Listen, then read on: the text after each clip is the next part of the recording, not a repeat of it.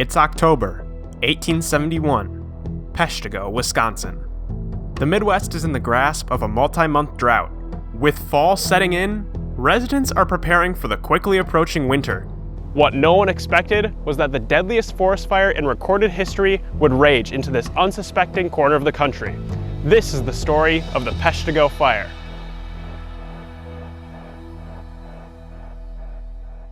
Peshtigo, Wisconsin is a small community nestled just north of Green Bay. The town was settled in 1838 and quickly became a hub for the Midwest woodworks and logging industry. Wisconsin is home to some of the densest forests in the nation. It's said that a squirrel is able to cross the entire state without having to touch the ground. This dense forestry is especially evident farther north. Peshtigo had a population of around 2,000 people, and most came to work for the bustling logging industry. The town was a national leader in wooden products, with the largest wooden wares factory in the world. The town also housed one of the largest sawmills in the United States. The town may have been small, but the economy was booming. There was plenty of work to go around as a key player leading in the production of wooden wares across the US. The community seemed unbreakable, but one fateful day would nearly erase everything. When you think of wildfires, Wisconsin is probably the last place you'd expect to be home to such a devastating inferno. Every year, we see the horrific impacts of fires along the West Coast. Stubborn high-pressure systems steer precipitation away from this region throughout the summer and fall, leading to prolonged drought conditions. Pair that with high winds to push fires along, rising terrain allowing for the easy spread of flames, and you have a breeding ground for wildfires.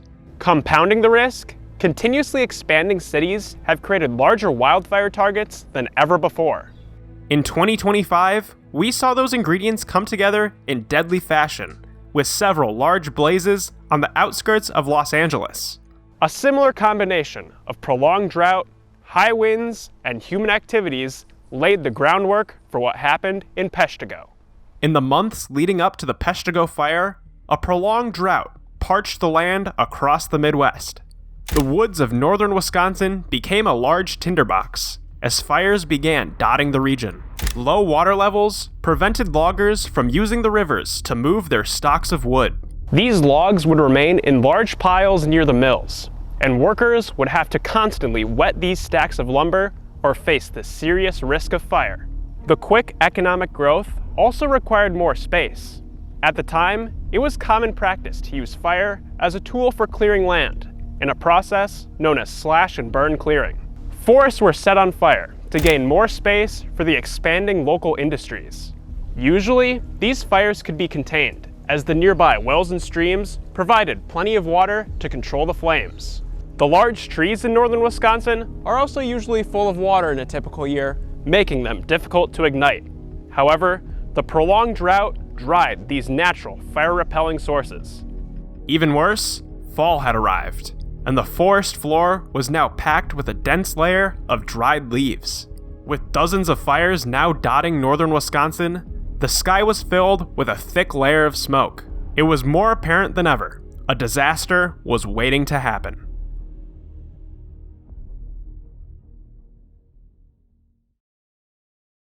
On October 8th, 1871, a strong low-pressure system settled over the Great Plains. Dry, southwesterly winds of 30 miles per hour gusted into the Great Lakes. The fires dotting the forest coalesced into a raging inferno near the town of Pensacola. The flames rapidly expanded northeast, with Peshtigo in their crosshairs. That evening, eyewitness accounts recall billowing plumes of smoke blackening the sky as a thunderous roar grew louder, like an approaching freight train. A bright orange glow was emerging through the woods, and the winds began to swirl. The small town was overtaken by a firestorm.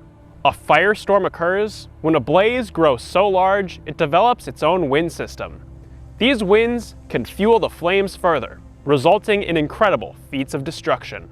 Survivors on the ground recall houses being hurled into the air as winds over 100 miles per hour twisted through the town.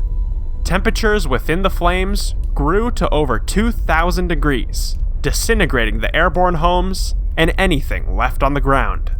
Residents fled towards the Peshtigo River, their shoes melting on the superheated earth in a desperate attempt for survival. Many of the survivors rode out the flames in marshes along the shoreline. However, the cold October waters caused many to succumb to hypothermia, while others drowned. The flames continued past Peshtigo and into Michigan's Upper Peninsula. Burning hot embers soared high into the atmosphere, jumping over Green Bay. Another fire was ignited near the town of New Franken. This second inferno blistered towards Sturgeon Bay, but fortunately died out on its approach. In the wake of the blaze, the landscape had turned from a dense forest to nothing but a bare, charred field. Sections of sand melted into glass. Train rails sat with nothing but wheels left behind. It was the worst nightmare for such a small community. Peshtigo had been burned off the map. Local records were completely lost, and there were so few survivors that not all the deceased could be identified. A mass grave had to be used to bury over 300 victims who didn't have anyone left to recognize them. Across this fire's path, an estimated 1,200 to 2,500 people were killed, setting the record for the deadliest wildfire in recorded history.